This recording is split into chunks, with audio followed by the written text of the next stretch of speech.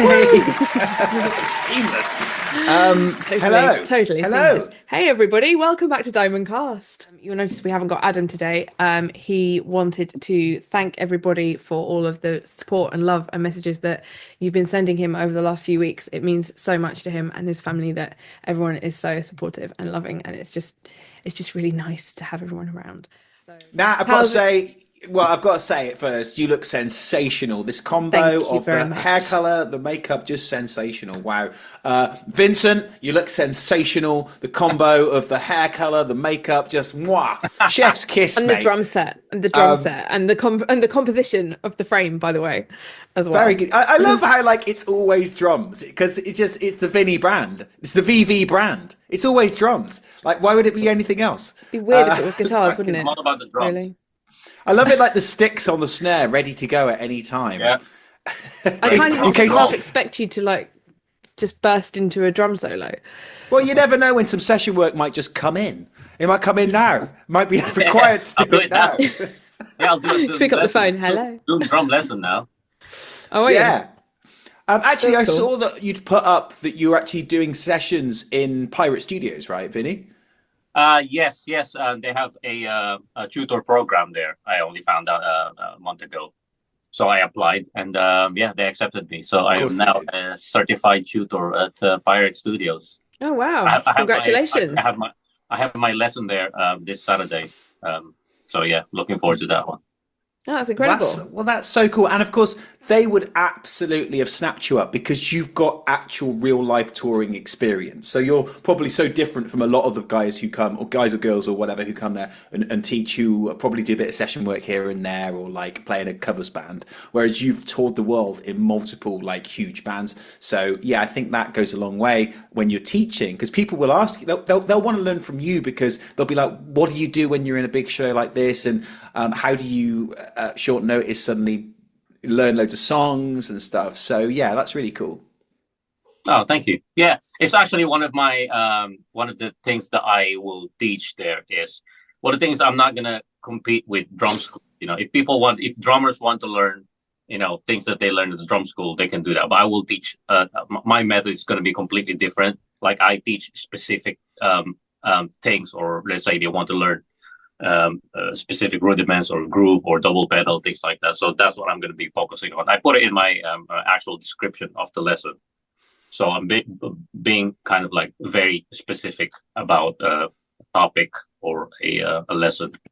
So not to compete with Yeah, a there's typical enough drum of that, school. isn't there? I mean, they can't learn from these other teachers things like how to sleep anywhere. I mean, those are really Yeah, important. yeah. On That's on part of my curriculum.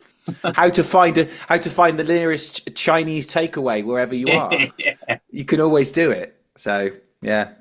yeah. That's really That's cool. fun.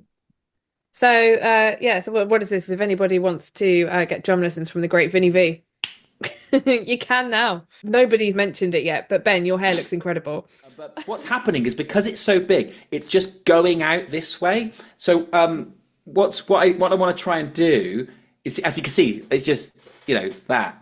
I might need to see if I need to get it layered or something to make it more like flowy down rather than just goey out.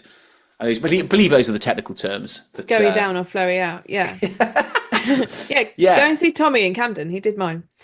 Oh well, it looks Yeah. amazing. I mean, that looks absolutely awesome. Yeah, it's Vinny, I mean, we're on to my favourite subject here, so let's just roll with it. Do you get your hair layered with those, or do you it just grows and that's what it looks like when it grows? Yes, I always tell the stylist to layer it, but sometimes we have a little problem with that because I don't want too many layers. Sometimes I tell them just put 2 or 3 layers. Sometimes I'm being really, really specific, and also it depends. The layers will depend on the length of the hair, so it has to be shorter front and then longer here and then a bit layer here. So I might get another maybe haircut a couple of weeks, and And have you always done the? It's not middle parting. It's on the side, isn't it? So you get that thing going up. Have you always done it on that same side? on this same side, yeah, because that's part of my stage look. Because I play drums like this, so the thing has to be kind of like that. Do you know what? This stuff is so important because actually, when I when I play live with the sisters, I make sure that this always goes the other way because the audience is over there. So it's important to think about these things, right? That is really important, actually, because otherwise they just see a mop of hair. Exactly. Yeah. Because I'm normally stage right, so it sort of correlates to the aesthetics. I think about that way more than any of the playing and the songs. And what about in Diamond Black as well? So you're on. Well, that's a bit more complicated, isn't it? Because I sort of I am again stage right, so it would be the same. But I do a lot more going into the middle and coming back again. So I guess it would probably have to be the same. So this is very rare footage of it being on this side because why I put it on this side because the camera's there. Oh, always. So what do you do if you're going out and you're not on stage and you're not on camera, or do you just not go out? I just don't go out because it's how can you have to constantly keep changing the when you cross the road, it's like yeah, exactly. Just don't go out. Yeah, groceries online. Exactly. Could do but it's amazing. If you saw my hair in a middle parting, you would never want to speak to me ever again. Why? Because it's just so horrifically nerd-like. It looks like some kind of awful combination of like a massive nerd and a really confused I'm growing my hair for the first time 1993 grunge attempt. That sounds cool. It's not cool. It's not cool. I would send you a photo, but I can't ever let that be seen. Is it like when you were in that video when you were 12? Did you have middle parting then? Or it's I can't remember. I think it was. Maybe that's a very good point. We need to revisit that. But because the camera was on all sides, so how are you gonna switch sides? For every shot. I mean, you only had so much VHS tape. Yeah, that's very true. And only had so much time at Ben Taylor's house before his parents came back. So yeah, there was limitations. But the mother of invention, isn't it? Limitations. He will be back next week to talk about some of his favourite films. What we wanted to do is ask everyone what their favourite music movie was. Now, this could be movies about fictitious bands, so like Josie and the Pussycats, or Velvet Goldmine, or Almost Famous, or Breaking Glass, things like that. Or documentary movies about real bands. So we had obviously the Metallica one, Kurt Cobain montage effect. I don't know if anyone ever saw Decline of Western Civilization. And then there's biopics. So things like The Runaways, the Elvis movie that came out recently, Walk the Line, things like that. So I wanted to ask the guys what their favorite music movie is. I was going to say Spinal Tap when you were saying about real, because a lot I know it's a joke because a lot of people thought that it's a real band. People thought Spinal Tap was a real documentary, didn't they, for ages? It's a real band. But well, what's fascinating, I mean, there's so much to say about that film. I didn't realise for many years was that the actors are all American. Their English accents are insane. That's so good. Yeah. I didn't realise that till now. Right? It's just incredible. The American, definitely, 100%. I don't know about the others, but yeah. Wow. So all three of them, Harry Shearer, who's actually does loads of voices on The Simpsons, is the main understandable. He can do any voice, right? And he actually said that he specifically gave his English accent a bit of an Atlantic drawl because he wanted it to be someone English who's lived in America for a while. So he went like real kind of deep on it. Whereas the other two, like Nigel's like that, he sounds so much like he's from London, and then you've got David, who's a bit better spoken, but still so English. And it wasn't until many years later, as an English person, I even realised they weren't English. It's got that sort of real grassroots London 60s, 70s, 80s, kind of like that in it, like and when they're some of the things they're talking about just the most innocuous things about one of my favorite scenes is when they're talking about how the band name kept changing and we were the Originals, and then we found out there was another band called the Originals, so then we called ourselves the New Originals, but then they changed their name to the Regulars, and we thought we could go back to being the Originals again, but then we thought, well, what's the point? So we then became the Lovely Lads. And just these kind of really innocuous inane conversations that they have are so engaging.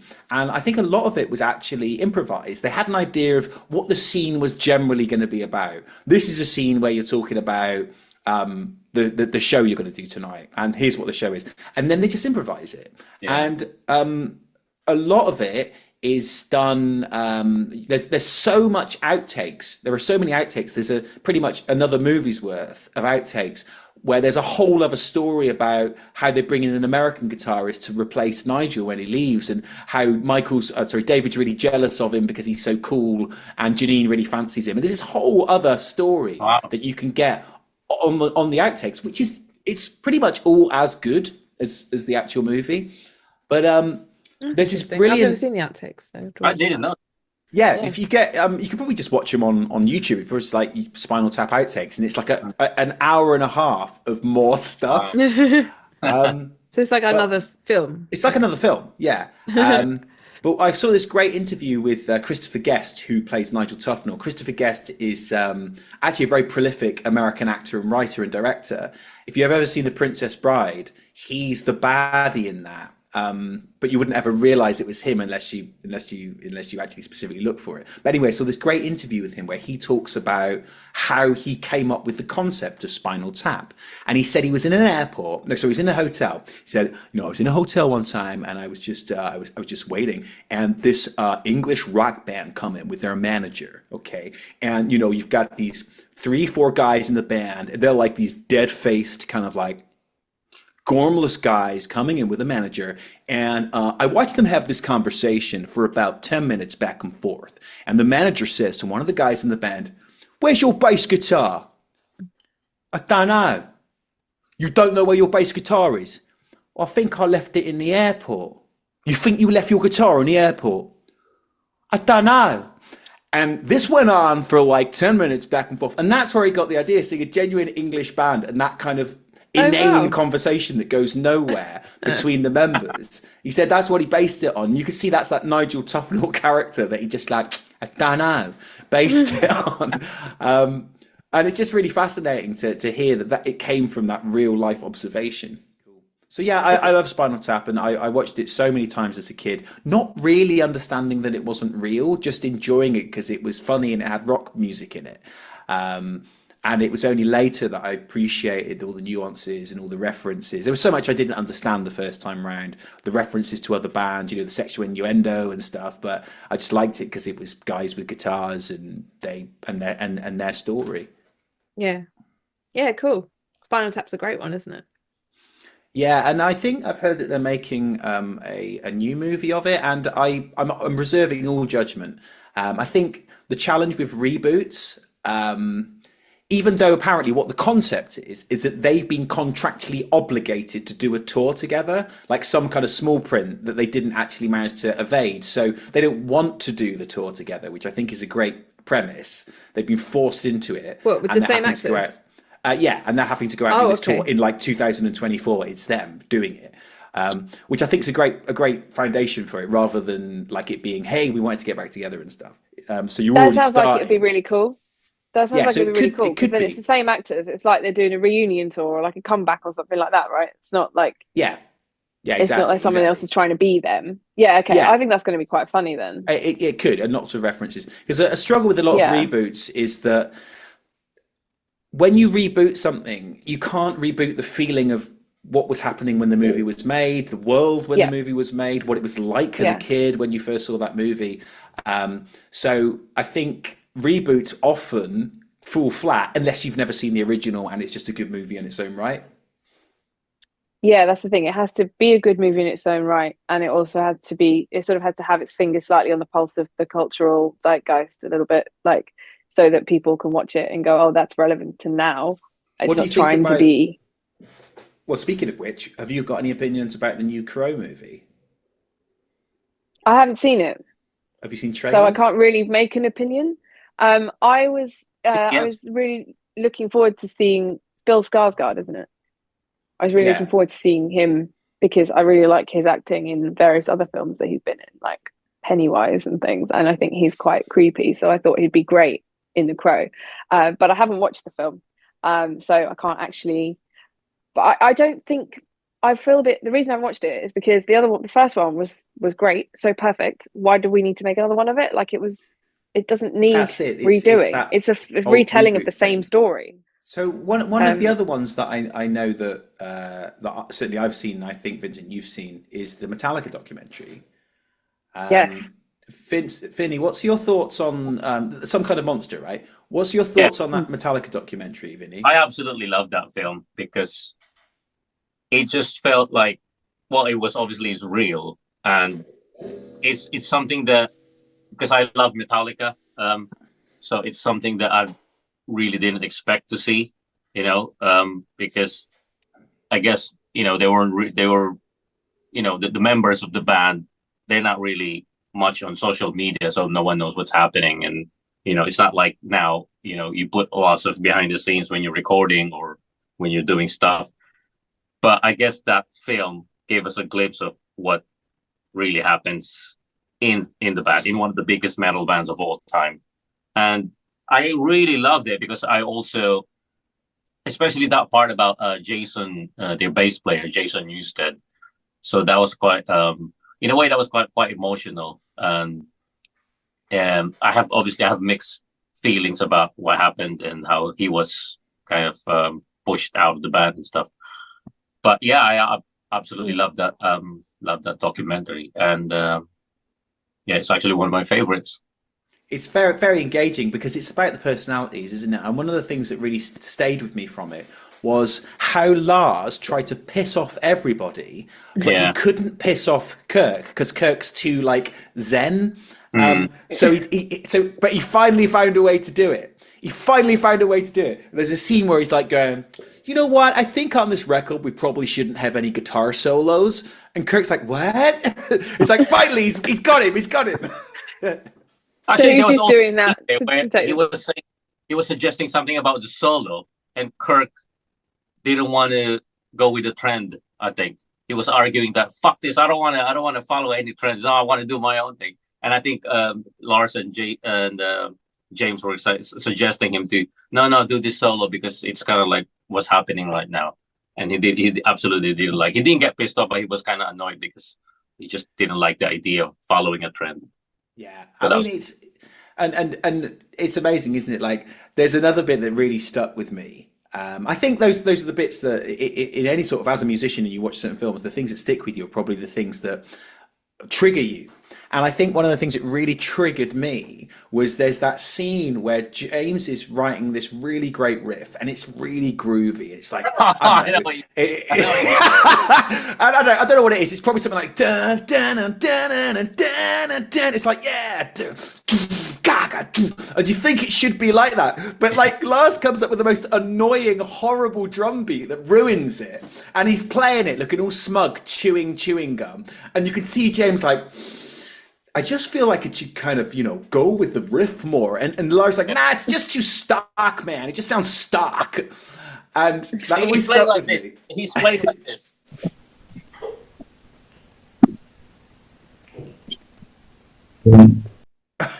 It's kind of like that.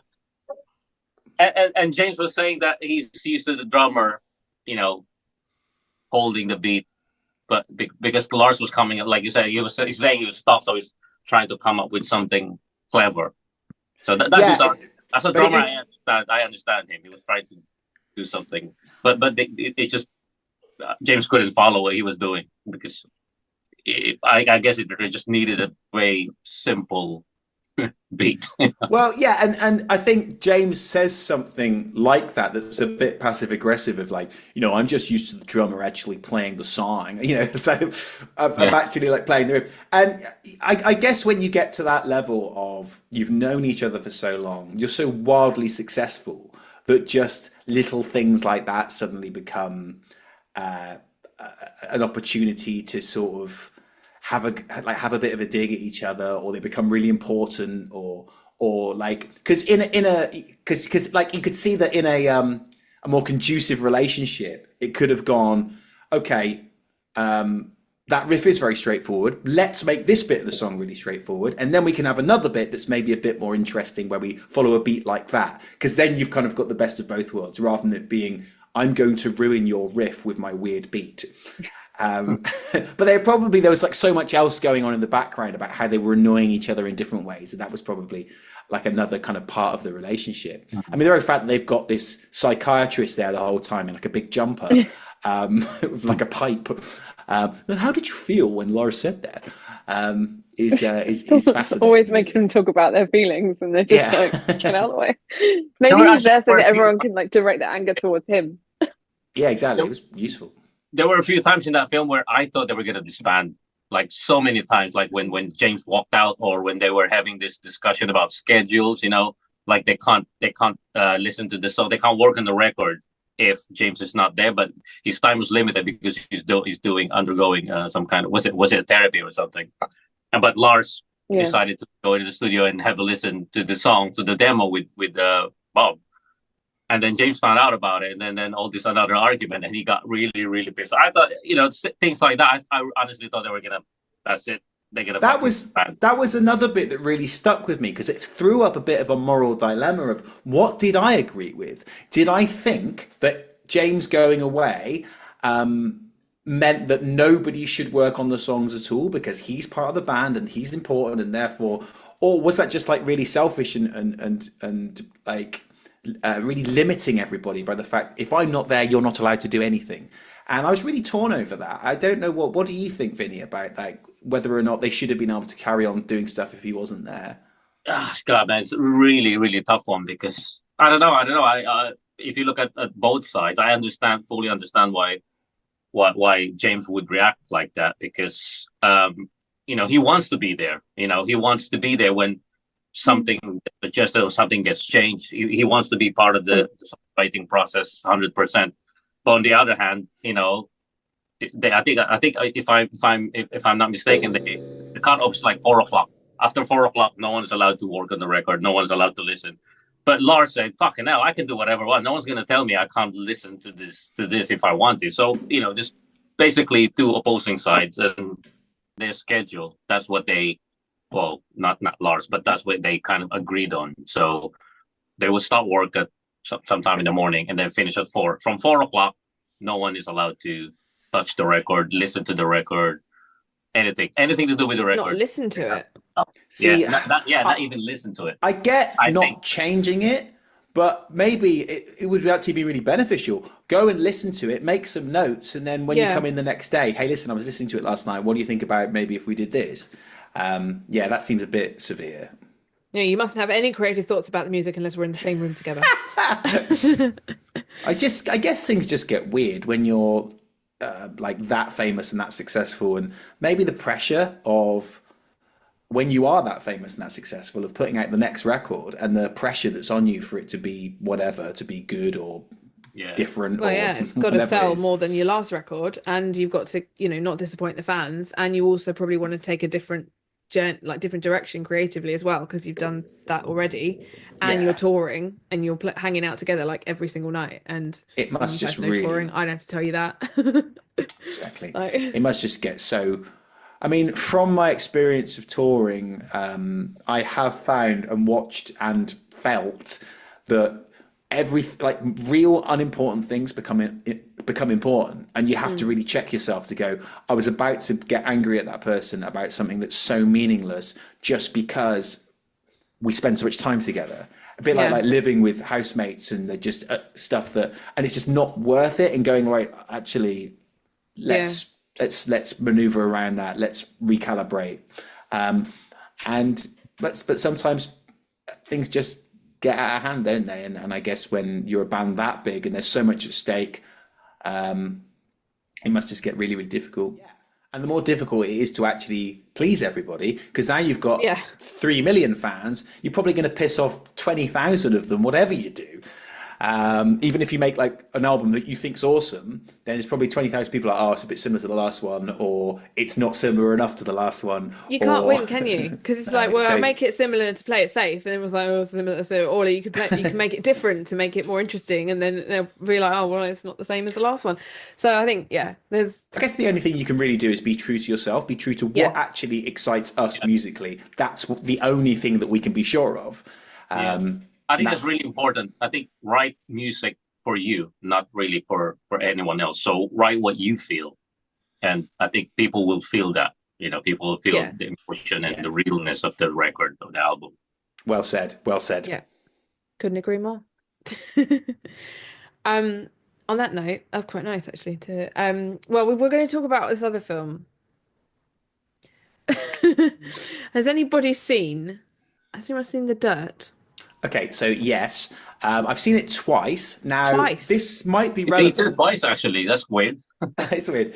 The first time I watched it, this was back when I was drinking. I was so drunk, I barely remember it. I was sat on my own, just absolutely wasted, which in some ways probably enhanced the experience. It's probably what they would have wanted. Yeah. But I watched it and I was so drunk that I was like, I don't really remember any of that. It was like a weird dream. I had some dream about Ozzy snorting ants. And That's like the only thing everyone remembers from The Dirt, right? It's not even about Motley Crue. Right. And so then I watched it again about a year later when I'd been sober for a year and got to actually appreciate the film. I guess it's something I want to actually ask you, Vinny, and it may or may not be relevant to this one because I think this one is actually quite good at this. But how important is it to you as a musician when you watch a music documentary or a film that's about musicians that it's actually accurate when it comes to the drums, what they're actually playing? Is that actually on the ride? No, that's on the hi-hat. Why are they doing it wrong? Does the accuracy of things about the actual technicality of like being in the recording studio, because often recording studio stuff, and this is a classic, is they'll nearly always do it in movies that everybody's in recording at the same time, because it just makes for a better scene, doesn't it, that everybody's there playing rather than there's just one person doing the bass and that's it. And that's often, everybody's around the mic at the same time and everybody's playing at the same time. How important is it to you as a musician that what you see on the screen in these dramatizations is actually accurate to how things are done in real life? I think as a drummer, it is quite important because maybe it's just me, but I feel like it bothers me when the drummer there's a cymbal sound or there's a roll and the drummer doesn't do it. It's kind of like look obvious. I guess for a drummer it is very obvious because it's very physical. It's very animated as opposed to if you're playing solos and you can't really see what he's doing. Yeah, true. Yeah. Unless you're doing big scales like that or the bass. But as a drummer, yeah, it is quite important. And I have to give credit to that's Machine Gun Kelly, right? The drummer there. What in the Dirt? In the film. Yeah. In the film.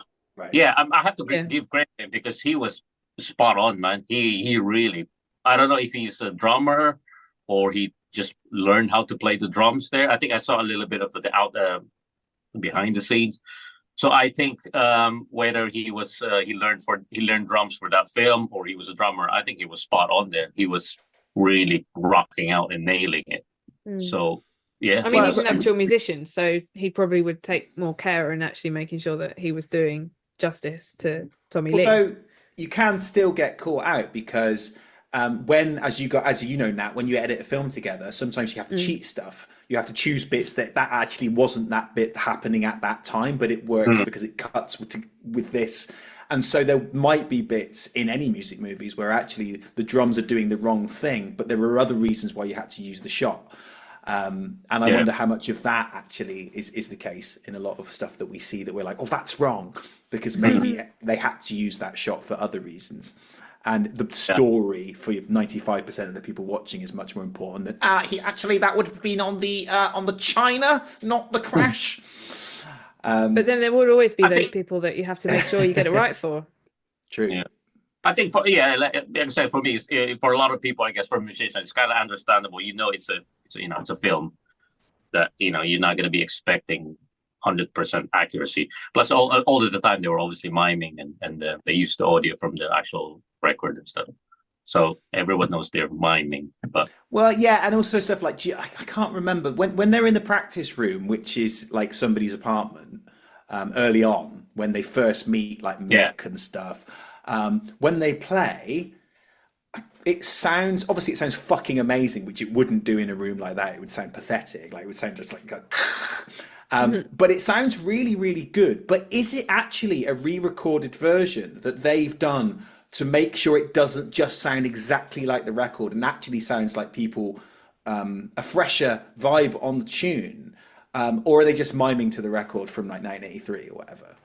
Yeah, I don't know because I think I don't know if I saw the clip on some maybe somewhere in Netflix or on YouTube, but there was a lot of days where they were practicing rehearsing on their own, playing the actual shoot. I don't know if they recorded that audio and kept it, obviously mixed and mastered it from some studio with really good engineer. I don't know if they actually used that clip because when I was watching that scene in the room, it looks pretty real, you know what I mean? Yeah, But yeah, yeah. it can't sound with overhead mics and expensive amps and stuff. But obviously they did show it in the film.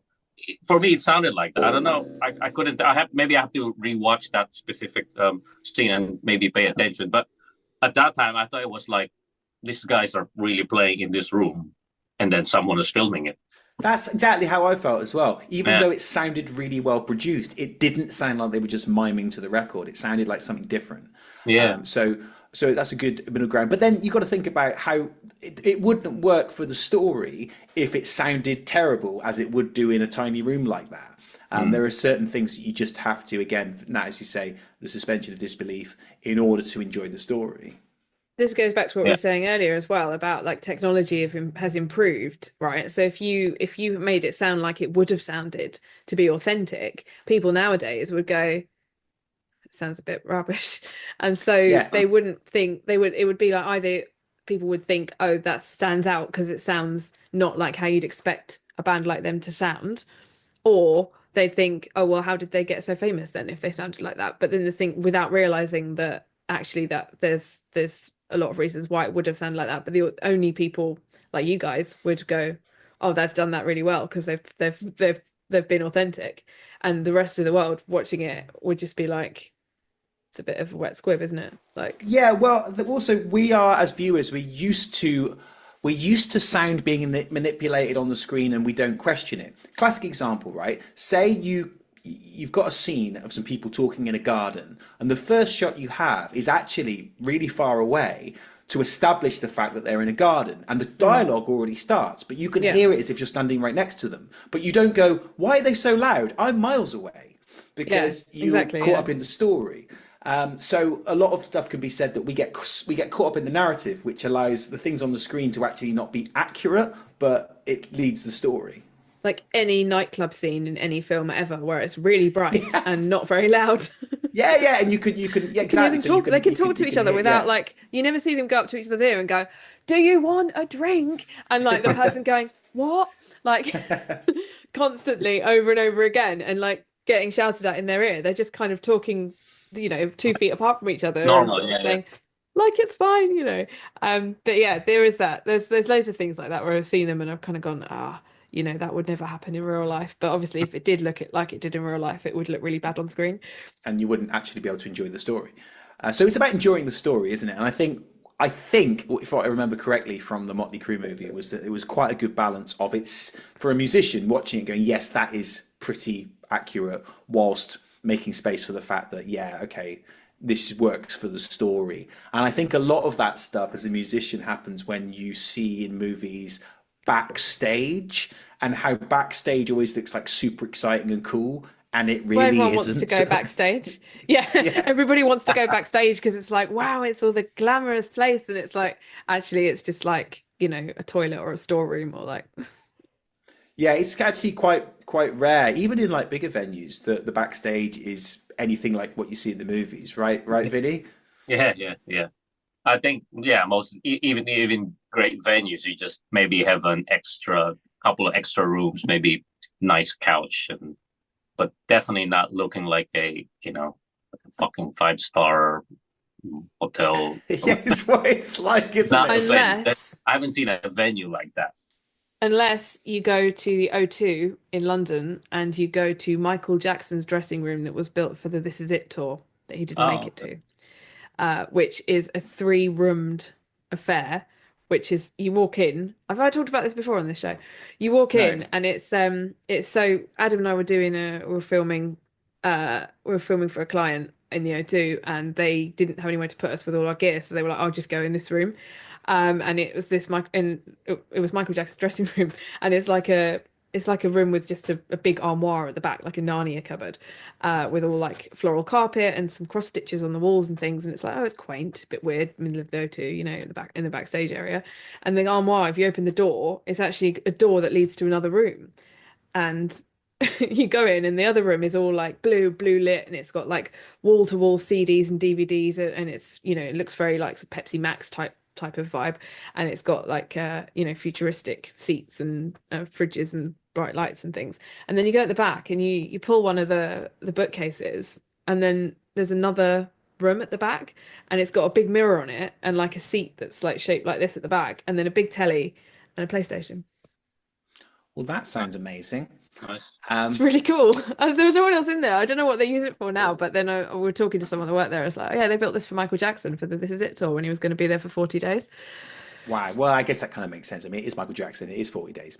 On the contrary, I heard about, from a tour manager, I heard about a very well-known artist who shan't be named, who apparently, before that very well-known artist turned up, they had to cover everything with bin liners or trash bags.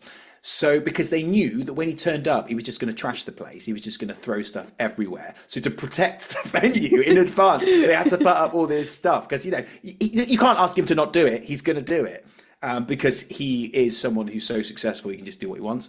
Not that I think that's an excuse, kids. Yeah, so that's quite contrary. But yeah, it's how did it work? Did it protect the stuff? I believe so. I believe so. Yes. That's good though. Minimal damage. Yeah, exactly. The opposite of criminal damage. Yeah. So yeah. So I think yes, The Dirt is a nostalgic retelling with fond romanticization of the story, I guess. Yeah.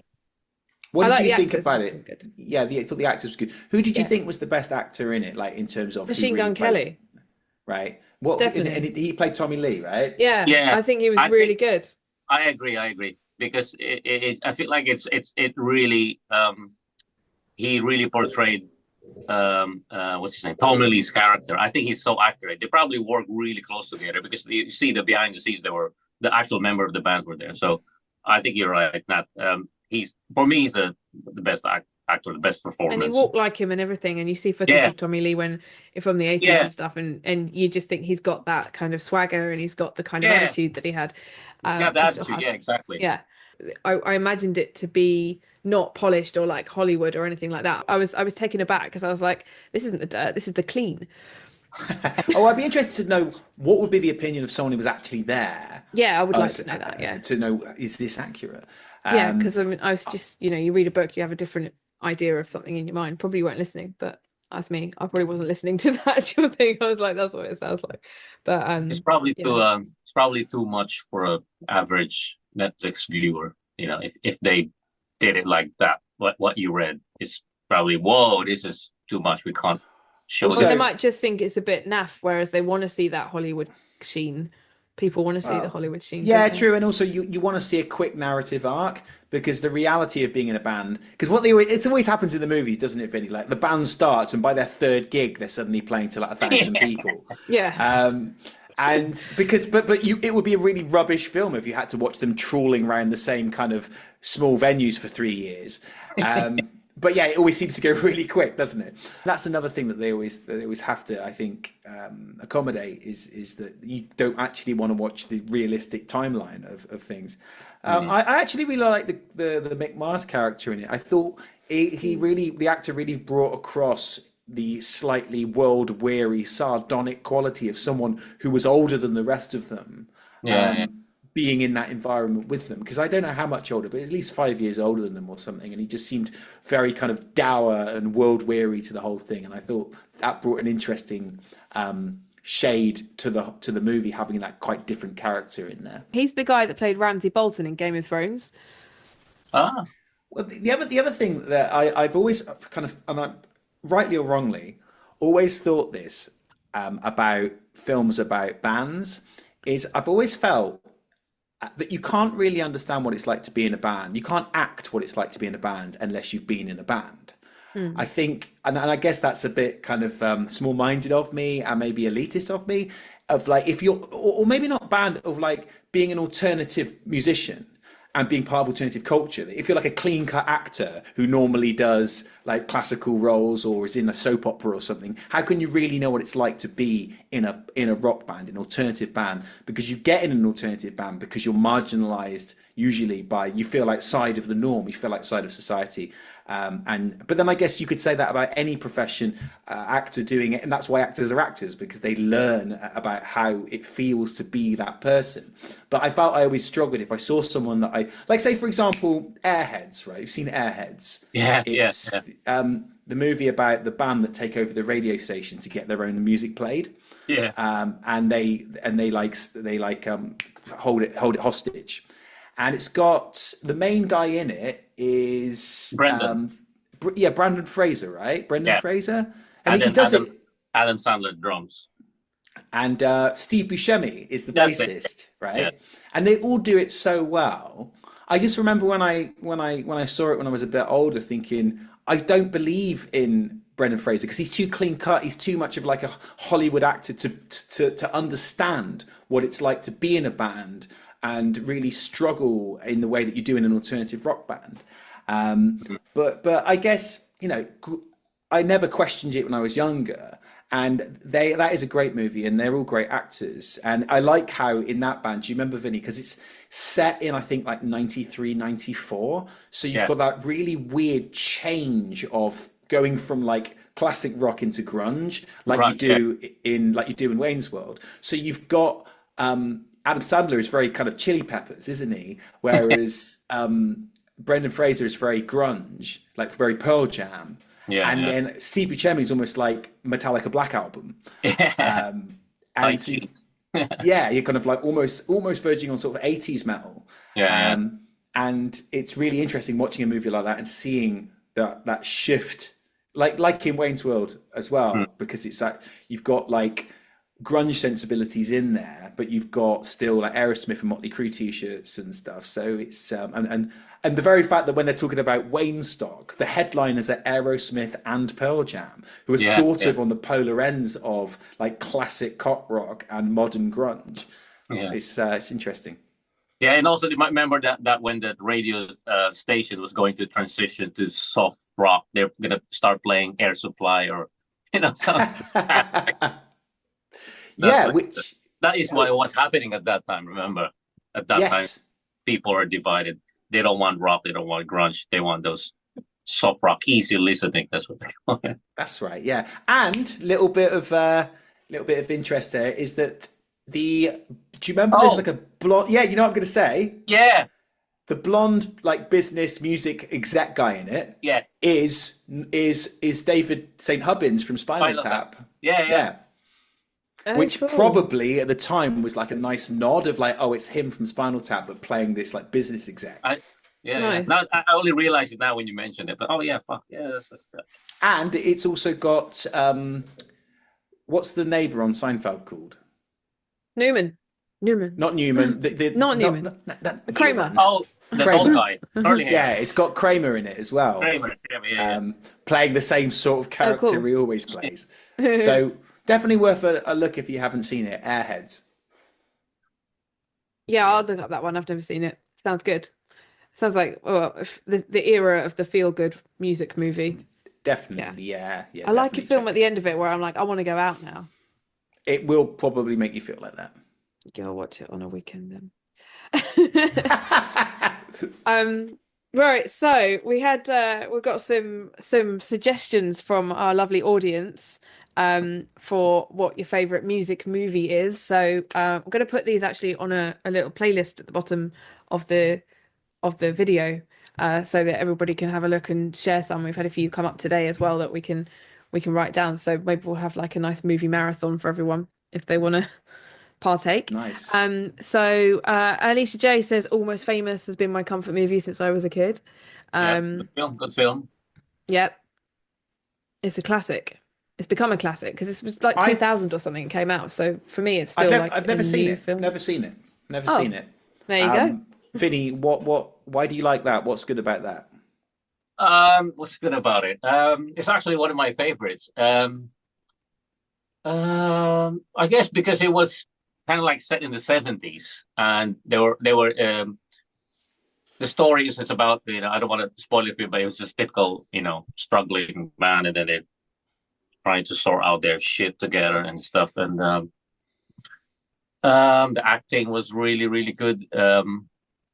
Where have you seen it, Nat? Was it set in a kind of like late 70s, Yeah, it's going like to a sort of 80s, pseudo, like, well, it's one of those sort of things like that was stoner made rock? in the sort of 90s, 2000s, that was made, that was set in the 70s. So they sort of over glam it a lot, and they make it, obviously it was cool, but seem, really cool for the younger audience. I think they're trying to get the next generation into Yeah, move, but the characterization is really interesting, really good. The fashion is awesome.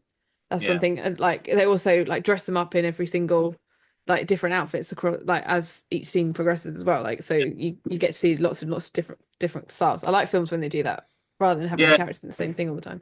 I mean, Yeah, for me, I just like the story, and I just like the humor as well. The kind of like maybe the realness of the conversations between the band members, and how they portray each one of them. It's a bit of jealousy between who's getting the most attention and stuff. So I like that guy because yeah, for me it felt real again. It's one of those stories that felt like, yeah, whoever wrote this knew what was happening inside within the band, within some band who was kind of like on the verge of making it, and then eventually succeeded. I think Yes. what makes a good music movie is the sort of story beats in. So, for example, it starts off with kind of maybe the person is an underdog, or they want to get into the music industry, or they're just kind of like starting out. And then there's some sort of big break that occurs somewhere, or an opportunity that they have. And then you're watching it and you think, oh, they might do it. And then they don't. And then or something comes in their way that's perilous. And then you think, oh, they're not going to make it, or they're going to fall out or something. And then they sort of, there's an arc, their story arc, where it's like, oh, they have to overcome something in order to be successful, and there's a high price or high stakes contingent on whether they will be successful or not. And then at the end, there's this euphoric kind of feeling that they will. So it's, Yeah. I think, a good music movie, where the ones that make you want to go out afterwards, is Mm. where you have that sense of like peril and these ups and downs of their sort of career, and then they get to, or it could be like a rise and fall, and then like a rise again. But I almost feel like ones where they rise and fall, and then that's it, and then you're like, oh, something good, Mm. got to them. And then it's Yeah. like, it's, I don't know, I think, And also the fact that it wasn't really entirely about the band members. Actually, one of the big part of the story is about the journalist, right? yeah, It's about him and how his experience traveling with this band. And there's also another story about the girlfriend. So it's all different kind of different branches of the story going in a different direction, rather than just focusing on the band. So that's yeah, what's cool. cool. We've also got, so hang on, where's my board gone? We've got Hot Geeks 30 says, does Labyrinth count as a music movie? It's a massive comfort movie for me. Does Labyrinth count as a music movie? It's got a lot of music in it, and Has got a lot of it's music. musical, isn't it? It's actually got songs in it. It's got David Bowie in it. And I guess it's got a lot of musical cultural references, particularly about the way that he looks in that movie. Yeah, I guess he looked very 1986, yeah. which I remember just thinking it was awesome because he looked so 1986, and I still do. Did you think that in 1986 though? I I think probably didn't he looks see so it in now. 1986. Yeah, he's so modern. I may not have seen it in 1986, but I certainly would have seen it in the late 80s and think, wow, he looks like Bon Jovi in Europe. Yeah. And Because they only did that then, and then when it gets to like 1992 or something, you can look back and kind of go, whoa, okay, that's different. I mean, yeah, culture changed so much in 4 years anyway then. really But quickly, yeah. yeah. Um, Cassie Catty.kill says The Crow inspired my art and helped me heal during a very rough time in the 90s. Yeah. Well, we did discuss The Crow. The Crow could definitely be a music movie, in the respect of it, you know, guiding and helping people. Well, I think another thing, just to quickly touch upon the Crow, particularly then, is I think I liked the retribution aspect of it, possibly because I felt like it mirrored to some degree my kind of feelings of being angry at the people who bullied me at school. And here was this really cool alternative person going and basically getting all the bullies back. So Yeah. I think on a kind of more subconscious level, I loved the idea of an alternatively dressed underdog overcoming like the kind of normal bullies. I think that's why a lot of people like it. I think that's what it's most of its appeal is. But then there's a part of me that's like, why do alternative people always have to get bullied? But I think that Well, comes with bigger the question. having the attitude of going, I'm not going to do what everyone else is doing. I'm going to do something else. So you kind of like leave yourself open to everyone else going, oh, you're different. And then you have to overcome that because you chose this life, right? Yeah, it's that's probably worth an entire cast by itself because I remember someone saying to me when I was a teenager and I had long hair, saying, "You deserve to get bullied because you've chosen to be different." Well, that's very Wow. insightful for a teenager. Well, it wasn't a teenager who said it; it was an adult Oh, who said it. oh, okay. Oh, A fair very enough. unsupportive adult who said it. I wouldn't say you deserve to get bullied, but I mean, But it's that seems part and that was the parcel of the message. decision of being, for people who have chosen to be alternative. Obviously, people get bullied for things they can't help. That's not very fair. But I think when you've chosen to be different from the norm, you've already got the strength of character in you to kind of go, right, I'm doing this because I want to, and screw Well, everybody else. yes, I mean, yes and no. I know Adam's got a great story he's told us a few times about the fact that he got respected by the Yeah. bullies for being different, which I think is really admirable. Or for standing his ground on it as well, Yeah, and not being exactly. turned when they were questioning him about it. Exactly, which is great. And I think I may have paraphrased over the years what was exactly said to me. It probably wasn't, "You deserve to get bullied because you've chosen to be different." But that was the message I got at the time as a kid, as a 13 or 14-year-old, Mm. from an adult. I think it was probably a teacher or something. And unfortunately, even if you've chosen to be different doesn't necessarily mean that you're strong and you're good at defending it, Yeah. because that's what you feel naturally drawn towards, and you have the kind of slight fear and courage to do it. So then if someone knocks that down, it really kind of makes you question your safety of, can I be Mm. like this? Maybe I shouldn't be like this, or I have to hide who I really am. When I first went to secondary school, I had I had a really, really long rat's tail in a plait, right? I had the Like rest a of my like hair, a Padawan. yeah, like a kind of like a, Yeah. I guess it's like a mullet, really, just a little mullet. But the reason why I had that was because I wanted to have long hair, but I was too scared to have long hair. So I thought, if I have this, I can hide it down the back of my shirt collar at school, Oh, and no cool. one That's will really ever see it. rebellious as well, because it's like, haha, I'm being rebellious and you don't even know. But you don't even. But of course, it got found out about, and of course, I got mocked and bullied for it. But it meant that there was this whole terror of going to be different and alternative. I have to hide it for my own like welfare. Mm. And when I look back on that now retrospectively, I think, oh wow, that's obviously so much stuff in my current life comes from that source work of, you have to hide the things that you are passionate about, otherwise you will be in danger. Oh, wow. So yeah, I think it can be tough, and I'm sure some of the people watching this will have experienced like Mm. how difficult it is to be alternative and to be different. And it doesn't necessarily mean that you're ready and you're brave and you're strong. You feel strong. It can be Yeah. it's something you really believe in, but you're still really nervous about it. It definitely gets better. It's very much like when you stand your ground and you stick at it and you're like, no, this is me, I'm gonna do it anyway.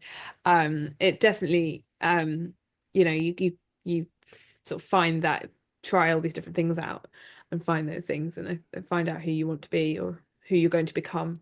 I always thought like you have to decide what kind of adult you want to be and you've got to figure that out. But yeah, it's hard. There's some people do make it hard and you do, and it's quite nice to have to have that something pushing you to say, I'm still going to carry on doing it. I'm not going to suddenly just turn up in a grey Teflon suit and say, sod it. Don't want to Yeah, be alternative and anymore.